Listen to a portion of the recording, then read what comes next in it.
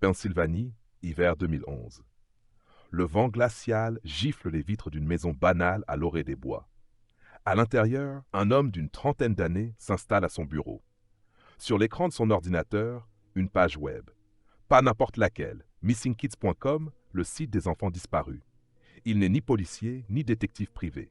Il s'appelle Steve Carter, travaille dans l'assurance et mène une vie calme, rangée. Il ne cherche pas quelqu'un, pas vraiment. Il cherche quelque chose. Depuis plusieurs mois, une question le hante, une faille dans les récits que ses parents adoptifs lui ont toujours racontés. Alors ce soir-là, Steve clique. Par hasard. Ou peut-être pas. Il ouvre une section du site. Enfants portés disparus, Hawaï. Une image apparaît. Une reconstitution numérique. Ce que Marks Panama Moriarty Barnes, disparu en 1967, pourrait ressembler aujourd'hui. Steve fixe l'écran. Il voit un homme, mêmes yeux, même mâchoire, même regard. L'homme, c'est lui. Il sent une montée de chaleur dans le dos. Ses mains tremblent, son souffle s'arrête. Est-ce possible? Steve Carter aurait-il été enlevé étant bébé sans jamais le savoir? Hawaï, juin 1967.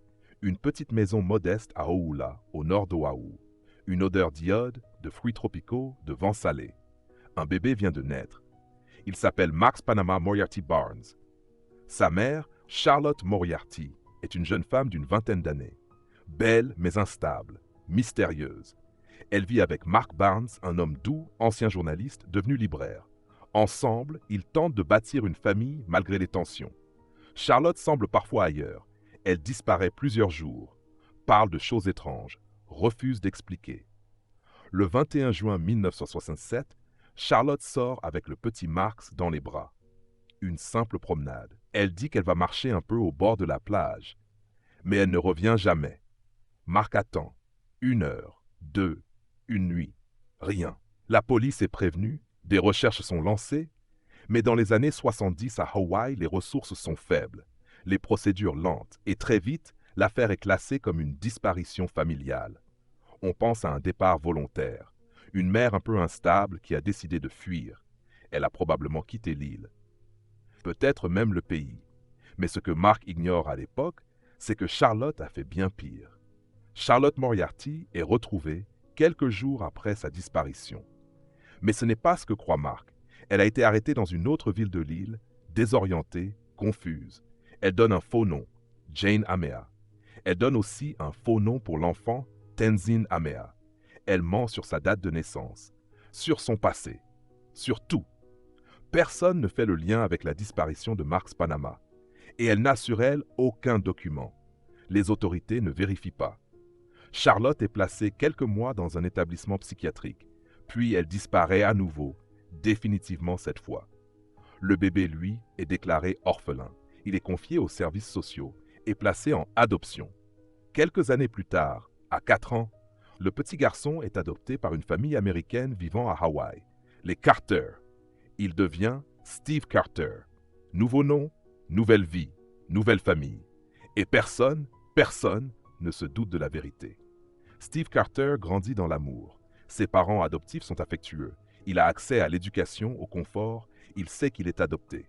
On lui a toujours dit qu'il venait d'un orphelinat à Hawaï, que ses parents biologiques étaient inconnus, peut-être décédés. Mais quelque chose ne colle pas. À l'adolescence, Steve commence à s'interroger. Pourquoi si peu de détails? Pourquoi son dossier d'adoption est-il si maigre? Pourquoi ce sentiment diffus d'être quelqu'un d'autre? Il essaie de fouiller, mais en vain. Les documents sont flous, anciens, mal archivés. Les années passent. Steve devient adulte. Il vit en Pennsylvanie. Il se marie. Il travaille. Mais ce vide en lui ne disparaît pas. Alors un jour, presque par accident, il tape son nom sur Google. Et puis, il découvre missingkids.com. Et là, tout bascule. Le visage reconstitué de Marks Panama s'affiche à l'écran. Un travail informatique réalisé à partir de vieilles photos pour donner une estimation du visage d'un enfant disparu, à l'âge adulte, et cette estimation, c'est son reflet. Steve est stupéfait. Il appelle sa femme. Elle confirme. C'est lui, même les moindres détails.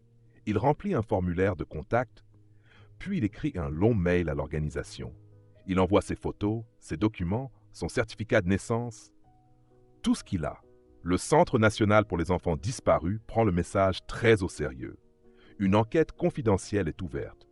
Quelques semaines plus tard, un test ADN est organisé. Et le résultat tombe irréfutable. Steve Carter est Marks Panama Moriarty Barnes. Il a été porté disparu depuis plus de 34 ans. Mars 2012.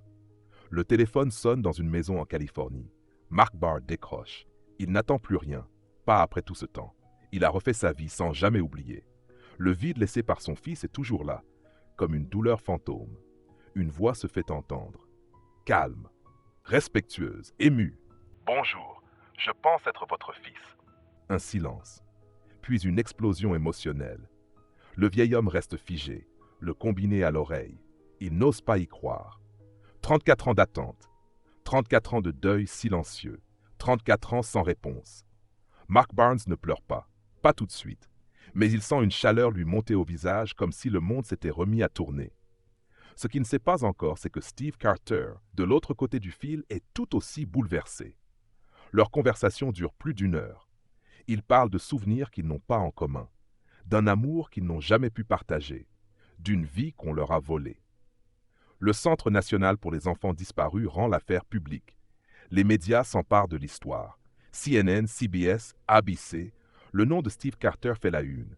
Comment un homme peut-il se reconnaître sur Internet à travers une simple photo générée par ordinateur et retrouver son identité? C'est un cas extrêmement rare. Steve Carter devient malgré lui une figure de cette Amérique des disparus, des enfants enlevés par l'un des deux parents, puis effacés du système par de fausses identités, des erreurs administratives et l'oubli collectif. Mais au cœur du récit, il y a une femme, une absence. Une question, où est Charlotte Moriarty? La mère biologique de Steve reste introuvable. On sait qu'elle a été brièvement internée en 1977, puis qu'elle a quitté l'hôpital. Après cela, plus rien. Pas de traces, pas de dossier, pas de corps. A-t-elle fui Hawaï? Est-elle encore en vie, quelque part? Ou a-t-elle disparu comme elle a vécu, dans le flou, dans les marges? Peu après les retrouvailles avec son père, Steve apprend qu'il a aussi une demi-sœur, Jennifer Monheimer. Elle est la fille de Charlotte, née d'une autre relation des années après sa disparition. Jennifer vit en Californie. Elle a grandi avec une mère instable, absente, parfois violente. Elle a très peu de souvenirs cohérents de Charlotte. Mais l'arrivée de Steve change tout. Quand ils se rencontrent pour la première fois, c'est comme si deux pièces manquantes se retrouvaient enfin. Ils se ressemblent. Pas physiquement, mais dans la manière de parler, de penser, de chercher. Ils passent des heures à essayer de reconstituer le puzzle. Jennifer partage les rares souvenirs qu'elle possède. Une mère qui changeait souvent de nom, qui parlait parfois de Hawaï, mais sans jamais nommer de lieu précis, qui semblait fuir quelque chose ou quelqu'un. Ils comprennent peu à peu que Charlotte Moriarty vivait dans la fuite permanente. Non pas d'un danger extérieur, mais de son propre passé, d'elle-même. C'est l'un des aspects les plus troublants de cette affaire. Il n'y aura jamais de procès. Personne ne sera inculpé, ni poursuivi, parce que la seule personne responsable, Charlotte, est légalement injoignable. Et même si elle réapparaissait aujourd'hui, il est très probable que les charges soient abandonnées en raison du temps écoulé, de son état psychiatrique et de l'ambiguïté légale des enlèvements parentaux dans les années 70. Le système judiciaire américain n'est pas conçu pour réparer ce genre de tragédie. Il n'offre ni réparation, ni reconnaissance formelle. Juste un constat brutal. L'enfant a été enlevé. Il a grandi sans son père. Il a vécu une vie qui n'était pas la sienne. Et personne ne sera puni. Aujourd'hui, Steve Carter vit avec deux identités, deux histoires, deux lignes de temps. Il reste proche de son père biologique, Mark Barnes, qu'il appelle désormais simplement Dad. Il échange régulièrement avec sa demi-sœur Jennifer. Il garde contact avec les enquêteurs du Centre national pour les enfants disparus. Parfois, il donne des conférences. Il parle de son cas. Mais ce qu'il veut avant tout, c'est rester un homme simple, avec un passé retrouvé. Dans une interview accordée à CBS, il dit ceci. « Je ne ressens pas de haine envers ma mère.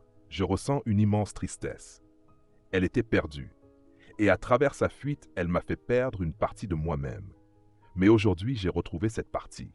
C'est déjà énorme. » L'histoire de Steve Carter, alias Marks Panama Moriarty Barnes, est l'une des rares à avoir connu une issue heureuse.